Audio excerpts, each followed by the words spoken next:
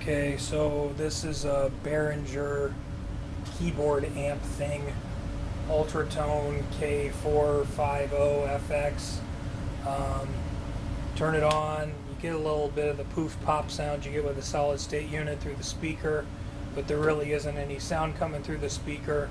Inputs, none of the three of them will produce sound out of the speaker, but it does produce sound out of the headphone jack.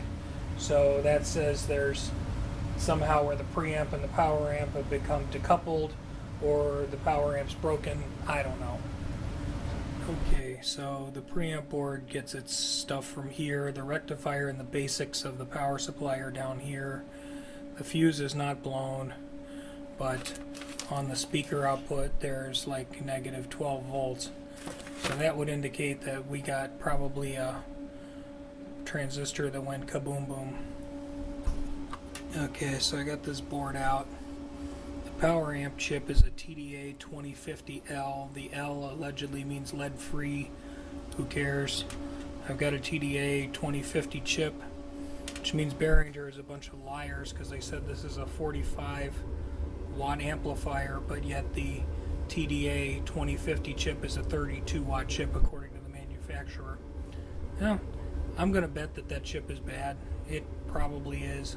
Only one way to find out. Okay, so I'm feeling smarter, although I'm not out of the woods and I haven't got any sound out of it yet. I changed this TDA 2050 chip with one of mine. I still have to screw down the little clamps to the heatsink and stuff, and you really don't want to run these TDAs without a speaker.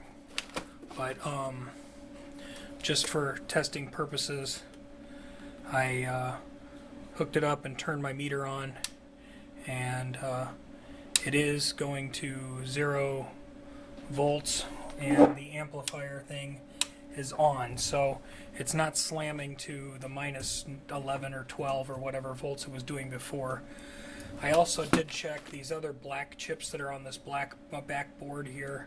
They're voltage regulators. 2 are 12 volt regulators and one's a 5 volt regulator, and they all appear to be regulating. I know this is not in depth, it's not with giant pictures, and it's not with details, but cheap amps across the board, I don't care who made them, almost all of them use these TDA 2030 and 2050 chips, and if you got preamp sound but no power amp sound, just go for that. You'll probably win. Okay, so this is a keyboard amp, so it doesn't have as much gain as a guitar amp. You got to turn up the gain more. Got gator clips, and I got a little simple speaker there that if I blow it up, so be it, but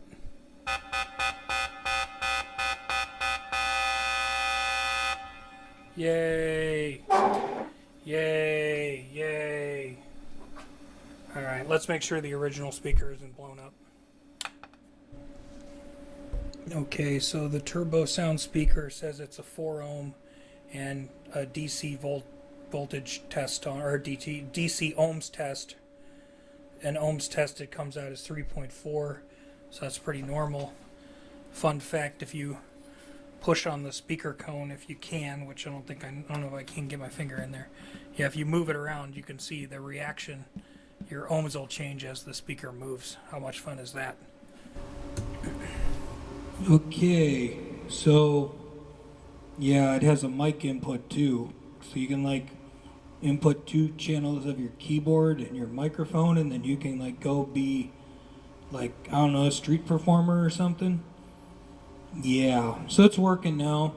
Most of these like little low-cost amplifier things, instead of having like discrete, fancy, solid-statey kind of stuff, they just have like one of these TDA module chips, and I've seen it from guitar amplifiers to the keyboard amps to all of this stuff. They just have these TDA chips. So this was a TDA 2050 chip that blew up, and I changed it, and now it works. Hooray. Yay. Yeah.